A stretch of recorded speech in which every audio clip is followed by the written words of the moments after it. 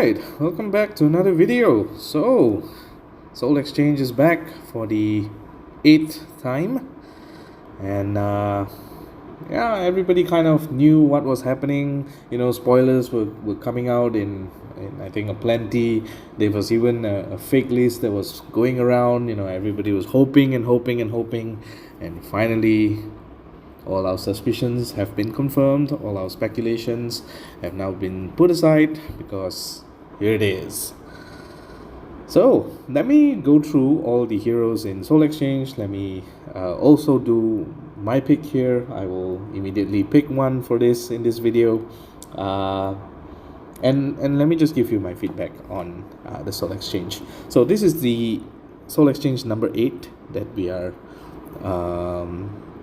getting ourselves into now. Started all the way back in 28th of February 2022. So what basically is whatever spare 5 stars you have, you can trade for a better one. Whether is it 10, 15 or 20 heroes, you can choose from a selection of 5 from each respective color.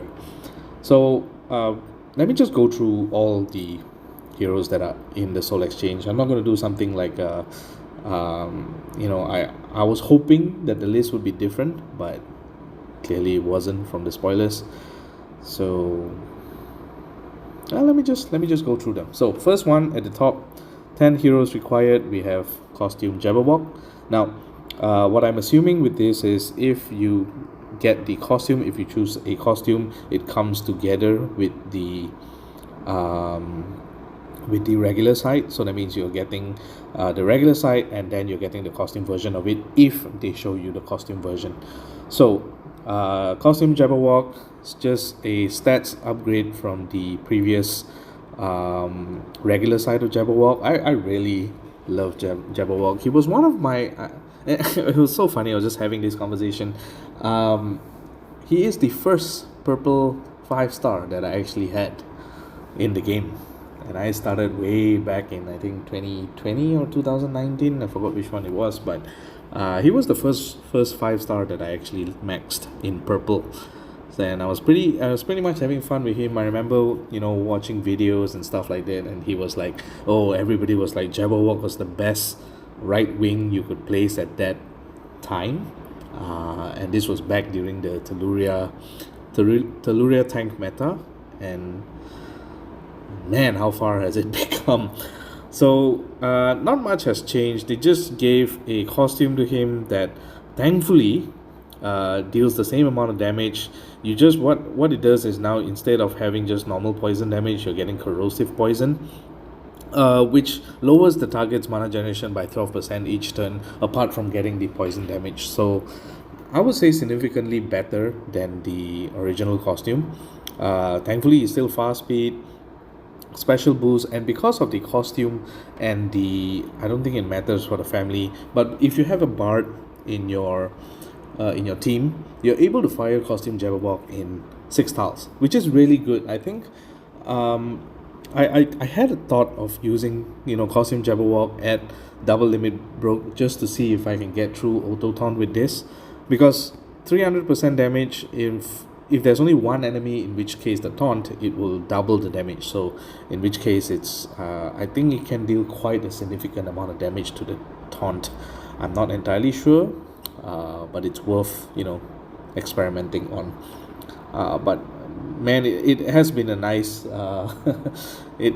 Jabberwock has always been close to me, just because of how he was my first purple, and seeing him get a costume and hopefully being relevant in the current meta. I mean 100% sure he's not, because we have never seen a costume Jabberwock in top flight play for a very, very long time. But it's still happy to see him, you know, being one at 10 heroes. You're able to trade him at 10 heroes.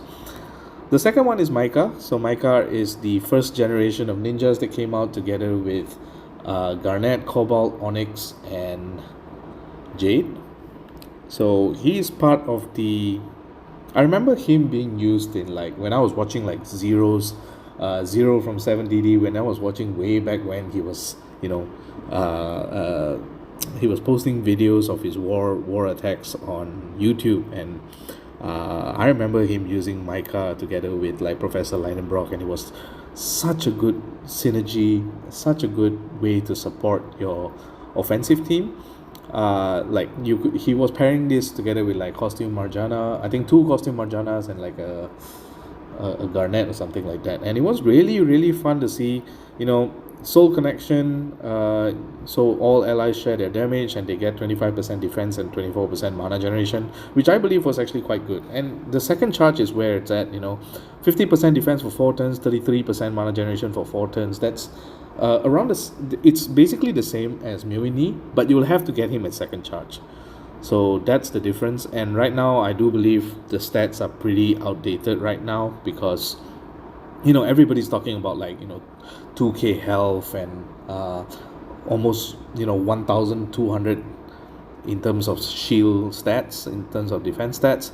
His stats right now are severely dated, so it's pretty sad to see the ninjas get neglected for better tower heroes. But really, Micah was one of the ninjas that I had a soft spot on, and didn't really get him, didn't really feel the need to chase for him. But at the same time, I've seen people use him to great effect. So really interesting hero, really fun to use. I think not so much in the top tier, maybe in the mid or low tier, if you need to get someone from the 10 hero slot. Third one, Yoru and Fluffy. Yoru and Fluffy is from the Circus family, the Starfall family.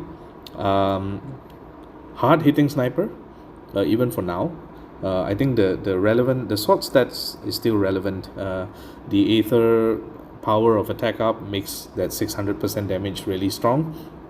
But this is during the minion meta. I mean, minion meta reduces max health of all enemies by 404. That's actually really strong. It's just that the minion meta is out of the window right now, so not really so significant right now. I wouldn't choose. Personally, I wouldn't choose Yoru and Fluffy just because an average sniper that doesn't get any faster than it can. If you compare this with Sha Wujing, for example, this is nowhere near the strength of Sha Wujing. So, but it's still, if you want to complete your collection of the Starfall family, you have already had Zuri, you have Theobald, you have Bobo, you have Aline, you have Emilio. I'm sure you want to pick this up as a way to complete your collection. The fourth one is Nor. Nor is part of the 2020 Hero of the Month family.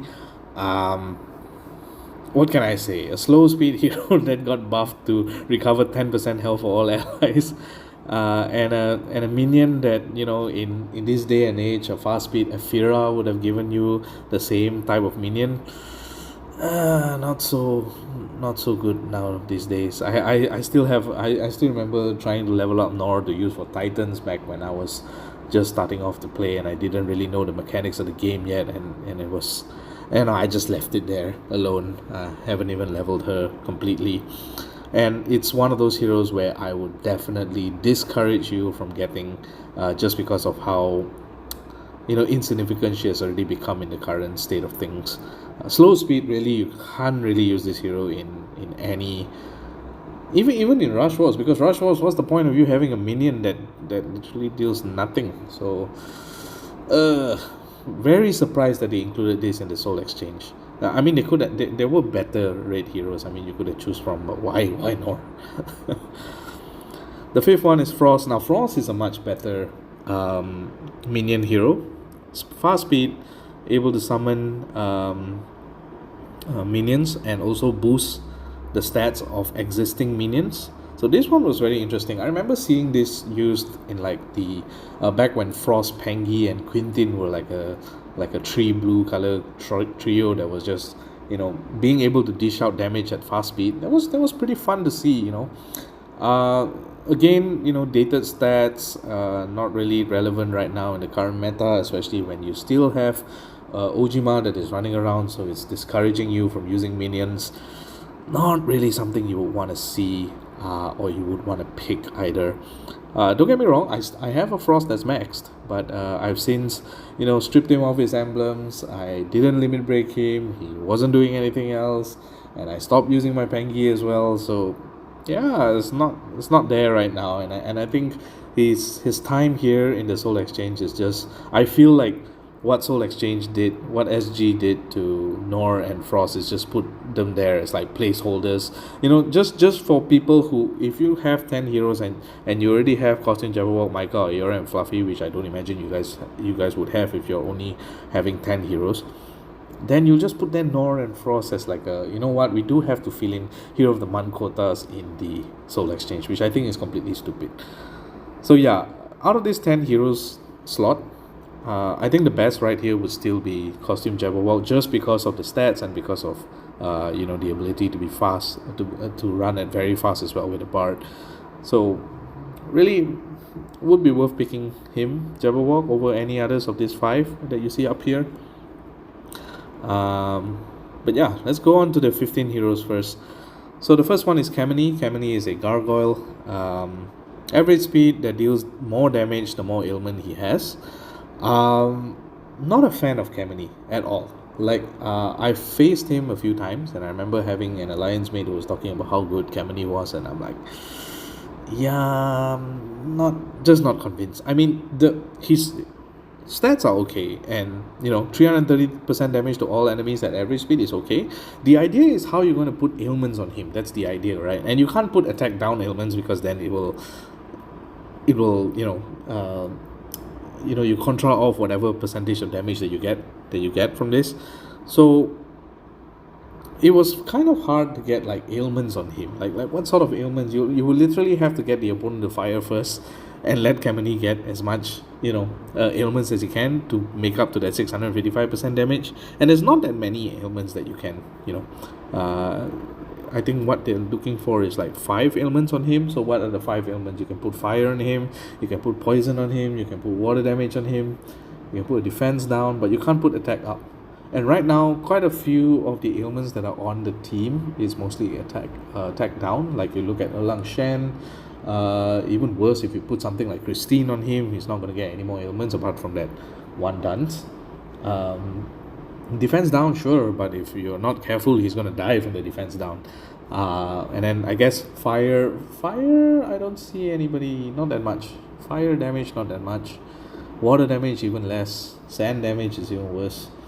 So not that many ailments, and I think it's not really something that you see in top tier tanks, not even in flank, not even in wing, but maybe mid tier. Maybe you'll see more Kaminis, especially when you have heroes that rely a lot on ailments. You can't really, you're dissuading people to use ailment based offense against Kamini and on defense. Other than that, not really a fan. Second one is Eloise. Eloise is from the Raven family of the Knights, Clash of Knights event. Again, this, like, maybe 4 or 5 months ago, this one would have been really good. Like, Eloise would have been really good, to counter the minions. Fast, average speed, not even fast. Average speed that deals 270% damage would have been nice, really, but, she's gone way past, and it's so funny, like, Eloise has only been recently released. I mean, if you take recent as in I think it's a few months back, maybe even more than that actually. I don't really remember when Eloise was released. Maybe I can just check it straight away right now. Oh, okay, never mind, 2022. So that's okay, fine, January 2022. So that's even before that's even before the first Soul Exchange. So yeah, still not a fan. Like, even the stats are a bit dated. 1800 HP at like double limit break is not what you're looking for. You're looking at about 2k, 1009 to 2k. That's where it's ideally where it's at. And 270% damage at this level, not so much you can do with an average speed. So not really something that I would pick. The next one, however, Winifred, is a nice one to pick up. Winifred is a bard. So I do believe she is the first bard that is in the Soul Exchange. Kind of like a Khufu, deals 550% damage to a target that chains and deals minor damage. All hit targets get negative 54% attack, and they are immune to new status effects buffs as well. The good thing is she's a She's a bard, so whatever team you tag onto her gets plus 5% mana generation as long as they don't have other family or realm members with them. So really interesting one to pick as well. If you have, like, if you're looking for a bard for Rush Wars, you're looking for someone that can have the same destructive power as Khufu, and you want something to kind of control, especially if we don't have enough controllers against Ludwig or even against Milady actually, because if you can get Winifred to fire before Milady, then Milady is not going to give her buff to her team. She's going to still hit you with the ailment, but you can kind of cleanse that off first and then continue your offense. So I think Winifred is a good one, really, really good one to consider. And I think being the bard, that's one of the really highlight points that you can pick from here. Fourth one's costume Vanda. So if you already have Vanda and you feel like you can't get the costume from the Molovia event, you can pick her here. Very good, immune to status ailments, health stealing, little to nothing damage, but I mean, it's still decent. I like the family buff, plus 3% mana generation is very interesting. I believe that makes her 5, 10, 30. No, still not enough. You need hold on, 5, 5. You still need a bard. So you still need a bard. Oh no, she's already very fast. What am I talking? I thought she was fast. Never mind. I don't think that affects anything much. But she's a good one to stop ailments, and if you're fighting against a defense that has a lot of healing, she can steal this healing, although it's just for herself. But again, if you compare that to like Winifred, I think Winifred is still better. The fifth one is Costume Athena. Now, Costume Athena is a very specialized Titan hero, getting negative 41% defense and a further 4% decrease every time they are hit. I think it's up to 65% or 60. I think it was. I think the thing was you could go up to 61%. I think 61 or 65%, somewhere there. And then it tacks on also the elemental defense down as well. So really, really good against fire titans. I can see her being somewhat useful in war if you want to tack on with another average hit tree or another average hit all as well. I think Costume Athena can be really good. They just recently buffed the Legends heroes as well. So when she casts a special skill, she also dispels the newest status effect buff from all enemies, which is really, really good. So this is something that, if you don't have a Titan hero like her, especially against Raid Titans or for the Mythic Titan events, I think Athena is a really, really solid choice here in the 15 hero slot. Like, if I didn't have Athena, I would definitely pick her from here. I think she is the type of legacy hero that still survives the ages, and with the increase in stats right now, she's really, really good. I mean, look at that, man, 2,500 health. Yeah, so I think she's really strong. If you have 15 heroes, I think Costume Athena is one to pick as well. Okay, so let's look at the 20 heroes slot. The first one, Diao Chan. We have seen War of the Three Kingdoms heroes in Soul Exchange. We have seen Guan Yu, we have seen Liu Bei. So now this is the big sister, I guess, Diao Chan. Fast healer and summons minions for nearby allies that can steal buffs from the enemy. So really, really strong healer and really, really strong in terms of support. Quite a relevant, Kingdom Family bonus as well. Every time you summon a minion for her, she gets 2%, 4 or 6% mana, which I kind of like. They did nerf this a little bit, but back in the day, I remember using like Lubu. I was trying to use Lubu in regular wars, and even though Lubu was slow, I could tack on Costume Freya and Znolfort to get Lubu up to speed. But I think using Diao Chan, it also does the same thing. If I'm not mistaken, you could put Diao Chan together with Lubu, and have Diao-chan and Costume Freya give the mana in order to boost Lubu's mana in order for him to fire in 9 tiles. I do believe it's still possible.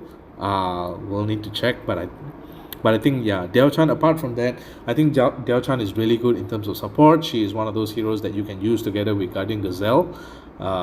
If you're that kind of person, if you're a Guardian Gazelle person, you like Guardian Gazelle, I think Diao-chan's a really good accompaniment as a support for Guardian Gazelle.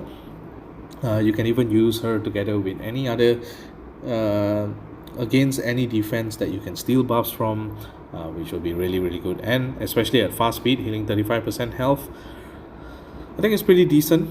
A very good pick, I would say. Very nice that they are featuring Diao-chan here in Soul Exchange. The second hero here is Costume White Rabbit. So those of you who don't know, the regular side of White Rabbit is really, really strong against the Hades Mythic Titan, the purple Mythic Titan, just because the defense, the 34% defense for 4 turns is actually really key. Most of the defense down that you see is mostly 3 turns, and that's usually how long the damage reduction buff will be on Hades. So you would ideally want to have that anybody that can have a defense down for 4 turns onto Hades in order for you to make full usage out of the attack buffs that you have on your team. So I would think if you need a defense down against Mythic Titans, and if you need someone that, you know, can be functional in war, especially hit 3 yellows, then you can get Costume White Rabbit. Deals 260% damage to target and nearby enemies. It's and all of them get negative 34% defense. For the costume side, is really, really strong. They recently did, you know, touch up his stats a little bit, you know, so you can see the health bonus is there and his attack stat is actually pretty good. Unfortunately, you're not able to fire him in very fast, I don't think. Not unless you get it up to 12% mana generation. I believe that is the threshold required. So you need to have all 5 Wonderland, you know, family bonus in order for you to get the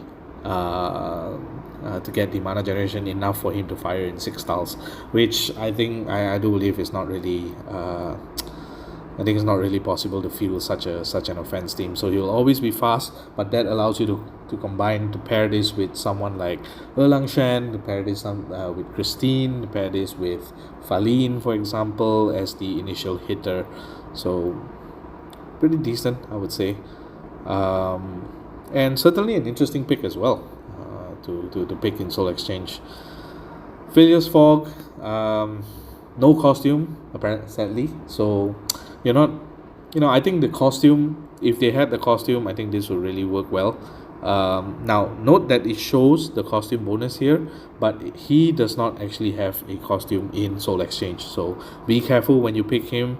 He's only the regular side. So the regular side, actually, you know, I've been using Filus Fog for a very, very long time. I have not been using him ever since I switched out most of my greens out of war, but he still can be good in against Titans, against blue Titans, regular Titans, by the way, not Mythic Titans, because of his high, you know, defense down against nature.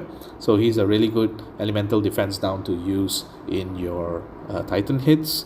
So something that I would consider, but not something I would say I would give 20 heroes for. Like if he came with a costume, that would be awesome. But right now, without the costume, then he's not really that good right now. The fourth one is Garnett. Garnett has always been, you know, one of the best, I would say, best supporting healers in the game. Definitely very dated stats, you know, but, you know, she does have an interestingly high health pool for a ninja, for a first generation ninja. Being able to be immune to new status ailments, you know, it helps so much in, like, you know, equalizer wars. If you time it correctly, you can stop, you know, Star Walkers, you can stop Erlangshans, you can stop even the ailments from most of the other heroes that are on defense. You can use her on offense to kind of negate all the ailments that might be hitting your team. Really, really strong supporting hero. Something that, you know, I think people have been downplaying a lot. Like, just because Garnett has, outdated stats doesn't mean that what she gives in terms of utility is, insignificant. I think Garnett as one of the best, one of the best utilities that you can bring against, especially if you're going against a team that has Luna on. Because remember, Luna, bringing non-charge heroes against Luna means that even though you have someone like Thalassa, for example, or Aramis that does have the same thing, does have the immune to new status ailments as well, they're not guaranteed 100% of the time to fire against Luna, especially if Luna can fire first. So with Garnett is a bit different. So Garnett, because she's charge hero, you're able to charge her in 4 tiles. She gives you that innate assurance that you can kind of fire off Garnett before anything. And I remember seeing this. It was such a funny conversation I was having. Someone was mentioning like, oh, I wouldn't use Garnett until she reached the 3rd charge. Dude, it's 12 tiles to reach the 3rd charge. Don't wait that long. I mean, if you're using Garnett, one of the ways that you would use her is either using the 1st or the 2nd charge. And I think the 1st charge is where people kind of prize Garnett to be that high up the tier. And it's also, for me, one of the heroes that I use every now and then in war, especially when I'm going against a hero like Luna, when I need charge-based healers in order to make sure that my team is alive and protected against any ailments. So I would say Garnett is really one of the hot picks here. She is dated, pretty dated in terms of the stats, but I think the utility she provides, I think, is really good. Finally, the last one is Tethys. Tethys is the new Atlantis hero that came out right when I think when season 4 came out or season 5 came out, and she was part of the new Atlantean heroes that came out just before the Untold Tales got released together with Okeanos. Really strong hit tree as a blue, giving attack up to all allies and even more enhanced attack up to ice allies. It's really one of the heroes that people pair together with like Hippo. They pair together with like heroes like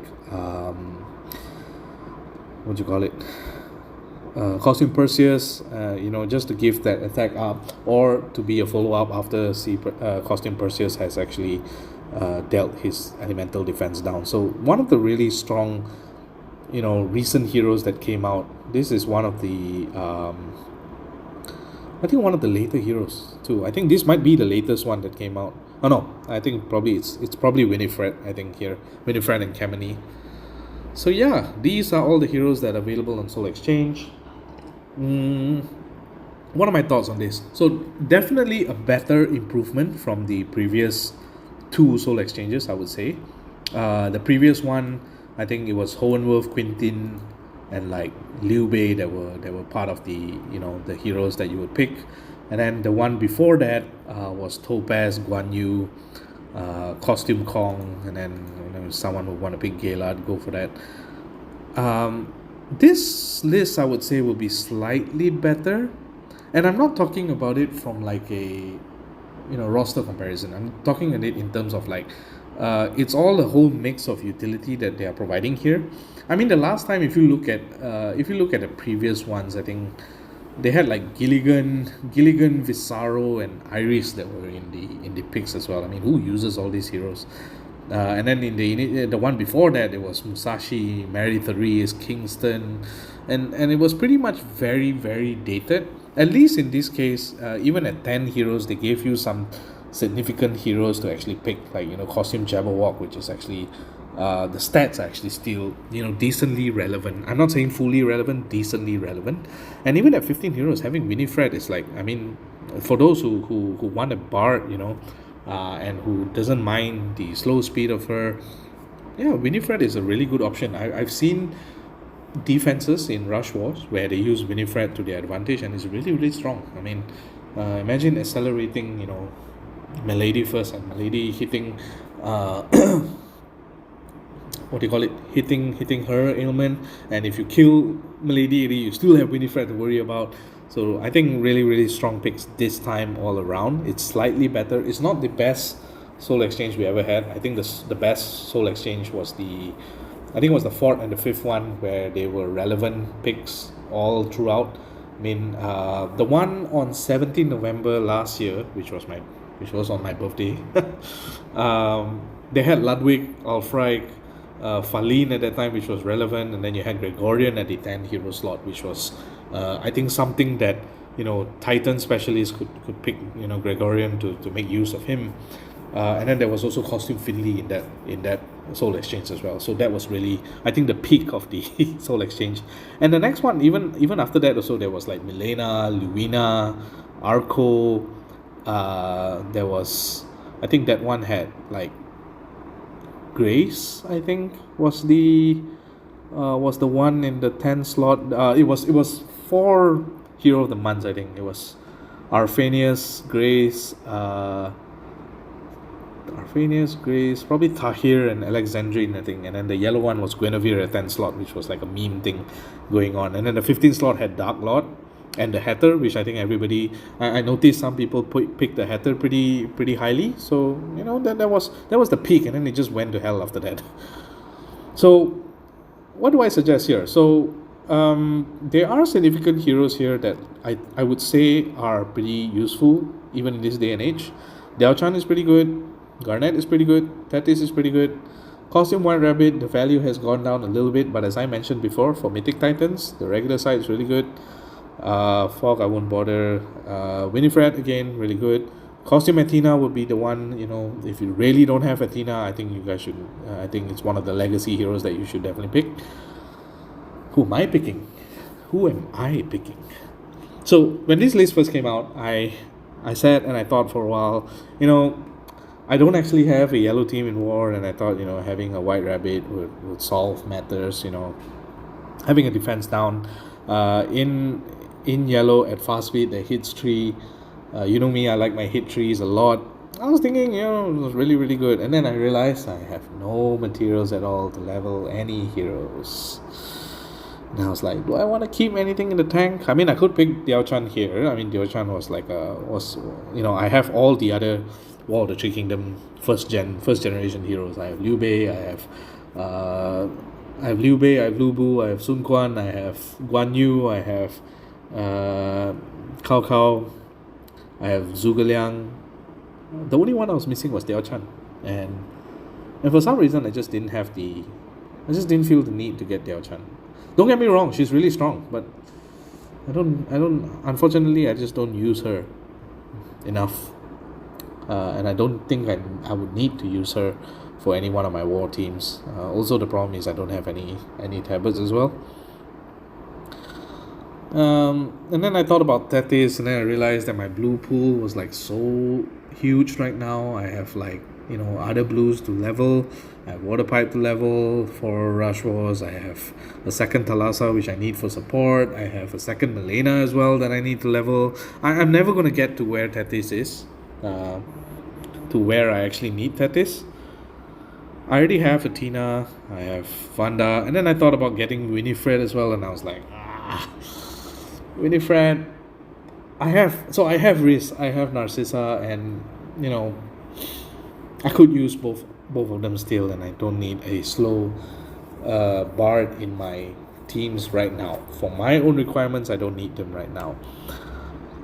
So at the end of the day, I thought to myself, you know what? It made the choice very simple. I was just going to pick a hero that has some significance into this game that I played. It's more of a sentimental choice, not anything that would help me in any one of my war teams or anything like that. I don't think. I'll probably use him for fun for 1 or 2 wars, and then I'll probably give it up and use more relevant heroes. But anyways, this would be the hero I would pick. Yes, I know I have a lot of unwanted heroes here. 1, 2, 3, 4, and 5. Alright, 10 heroes selected. Probably don't need to get rid of a Hatter since it's relevant. I'll get rid of Grace. 10 heroes selected. Costume Jabberwock has been, the regular side of Jabberwock has always been something that was close to me. I remember using him in wars. I used him on defense, and he was kind of fun, Notably, there are better heroes right now. Zenobia is one that instead of having poison damage, she does the same thing, 300% damage to the edges, but she does have the red tile augmentation, so which was better for Titans. And then there's going to be a new green super elemental hero that's going to come out that is basically a green Jabberwock that hits really, really hard and has some other effects as well. But I think for me, Jabberwock has always been something that I wanted to keep near and dear, especially when, things are going in too fast of a pace in the game that it feels like any hero that I pick here, and I'm talking about this from my perspective here. It's talking about the top tier games. I feel like, I want something that's fun, and I want something that I've kept for so long that it has never seen, play for so long. I want to just bring it back and have some fun with it. So Jabberwock is my pick. I'm gonna pick him.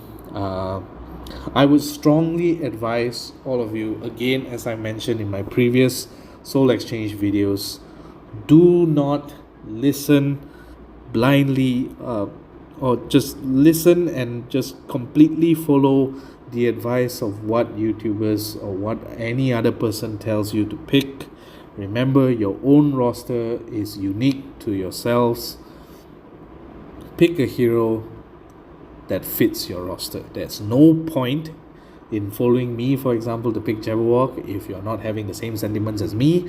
You're not going to have fun with Jabberwock. It's going to sit there in your bench and not going to do anything. Do not follow people and say, oh, Costume Athena is like the best pick here, you guys should go for this 100%. No, if you already have a really strong Titan team, having Athena is just for min-maxing. And if you're already at a stage to min-maxing, you shouldn't even be watching videos for advice. You should be looking at your own roster and making your decisions. But this advice goes out to anybody who's having some problems with picking heroes. I've detailed out every single hero here. Look at your roster, decide what is best for you. If you need a support, or if you need someone that's a bit more offensive in terms of dealing defense down, or in terms of dispelling, or in terms of hard hitting, make your decisions. And at the end of the day, remember, Soul Exchange is around for at least another 2 more days. So take some time to think about it, decide what you want to do before diving in and spending 10, 15, 20 heroes.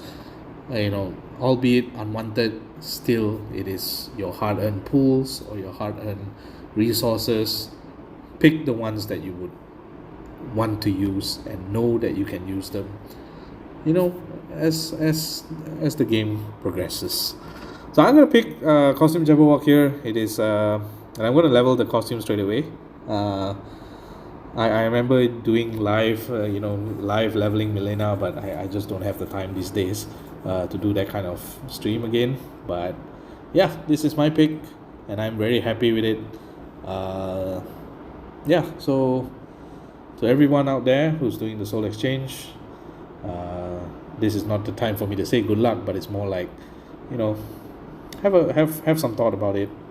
Make your decision. There's still 2 days, and I hope you have fun with whoever you pick from this Soul Exchange. I'll see you guys in the next video. GG.